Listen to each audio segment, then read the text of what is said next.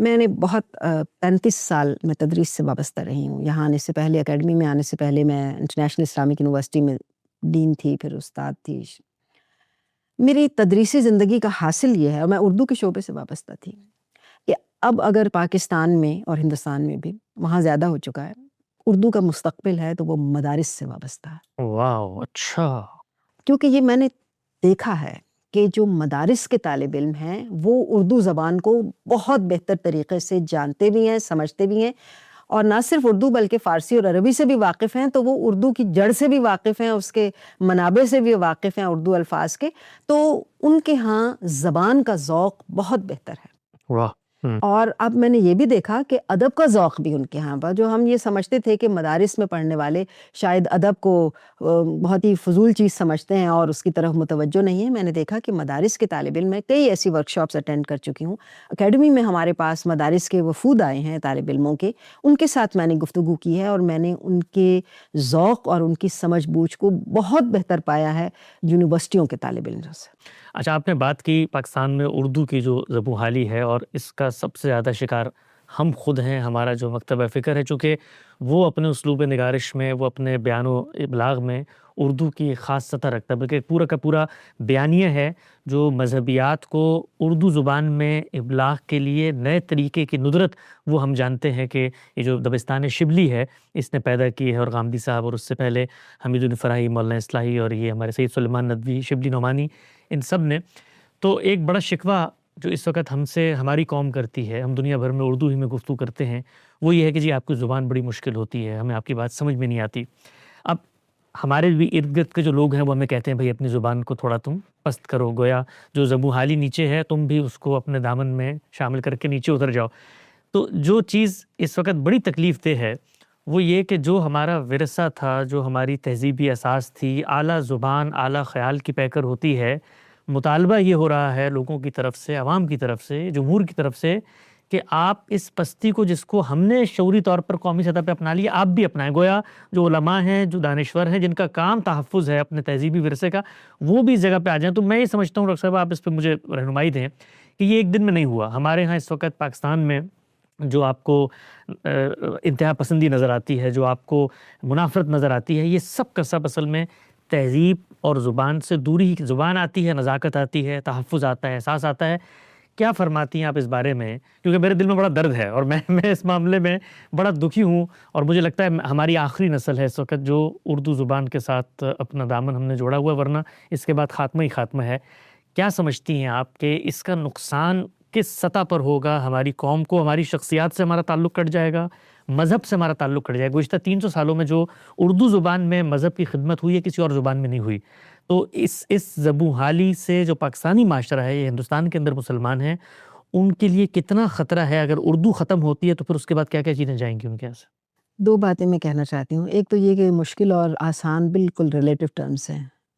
یہ آپ کے حالات کے ساتھ، جو چیز میرے لیے مشکل ہے میرے بچے کے لیے وہ بہت مشکل ہوگی، لیکن جو چیز میرے بچے کے لیے مشکل ہے میرے لیے آسان ہو سکتی ہے. تو یہ صرف نہ آنے کی بات ہے. اگر آپ کو آتا ہے کوئی چیز، آپ سمجھ سکتے ہیں، کسی چیز کو سیکھ لیا ہے، تو وہ آسان ہو جاتی ہے. ہمارے ہاں جو میرا اب تک کا تجربہ ہے اور میں جس نتیجے پر پہنچی ہوں، وہ یہ کہ ہم نے پچھلے کوئی 30-35 برس سے اردو کو اپنے نظام تعلیم میں بالکل ناکارہ کر دیا.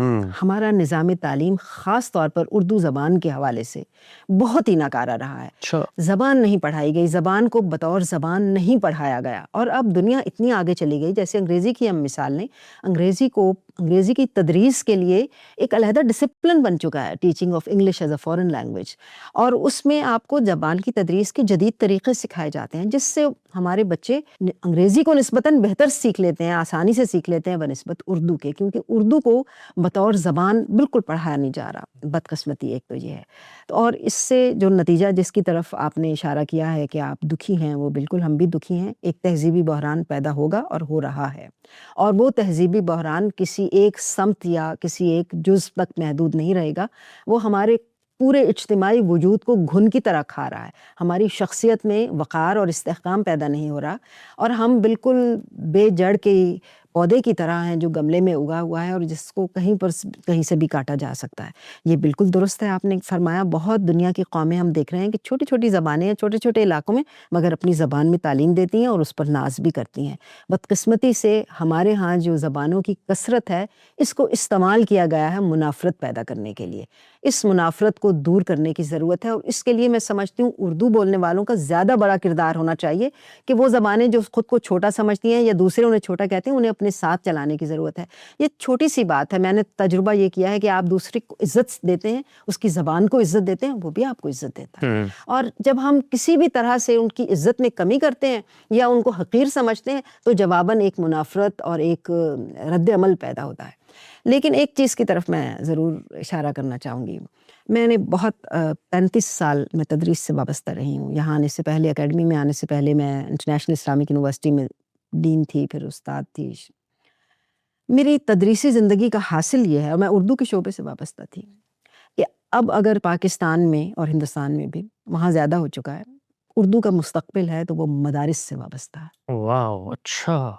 کیونکہ یہ میں نے دیکھا ہے کہ جو مدارس کے طالب علم ہیں وہ اردو زبان کو بہت بہتر طریقے سے جانتے بھی ہیں، سمجھتے بھی ہیں، اور نہ صرف اردو بلکہ فارسی اور عربی سے بھی واقف ہیں، تو وہ اردو کی جڑ سے بھی واقف ہیں، اس کے منابع سے بھی واقف ہیں اردو الفاظ کے، تو ان کے ہاں زبان کا ذوق بہت بہتر ہے۔ واہ۔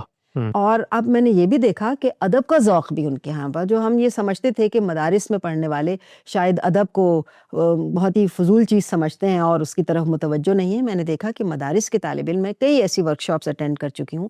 اکیڈمی میں ہمارے پاس مدارس کے وفود آئے ہیں طالب علموں کے، ان کے ساتھ میں نے گفتگو کی ہے اور میں نے ان کے ذوق اور ان کی سمجھ بوجھ کو بہت بہتر پایا ہے یونیورسٹیوں کے طالب علموں سے۔ اور چونکہ اب مدارس میں جدید علوم بھی پڑھائے جا رہے ہیں، تو مجھے یقین ہے کہ جو مدارس کے لوگ ہیں وہ اردو کو زندہ رکھیں گے۔ بہت خوب ڈاکٹر صاحبہ، یہ تو بڑے کمال کی بات ہے جو سامنے آئی ہے۔ ہم بھی جب دینی مدارس سے خود چونکہ وہاں کے پڑھے ہوئے ہیں، اسی پس منظر سے نکلے ہیں، تو ان کا جو اس وقت ہم یہ سمجھتے ہیں کہ فرقہ وارانہ تعصب کے زیر اثر تعلیم دی جا رہی ہے، تو ہم متبادل ماڈل تجویز کرتے رہتے ہیں ان کو کہ بھئی آپ 2 شعبے بنائیں، ایک اختصاصی تعلیم کا، اس میں وہی ذہن آئے جو ایک اسکالر بننے کی کیپیسٹی رکھتا ہے، صلاحیت رکھتا ہے، اور باقی تعلیم بالغاں عام طور پر تعلیم عامہ کا نظام بنائیں۔ لیکن اس پس منظر میں پاکستان میں اور اتنا بڑا انفراسٹرکچر موجود ہے، یعنی مدارس کے پاس عمارتیں ہیں اور پھر اخلاص ہے، وہ لوگ لگے ہوئے ہیں اللہ کے دین کی خاطر، ان کے ہاں وہ کوئی محض کوئی کسی شعبے کا انتخاب نہیں پیسوں، تو زبان کے فروغ میں بہت کردار ہے جو مدارس ادا کر سکتے ہیں۔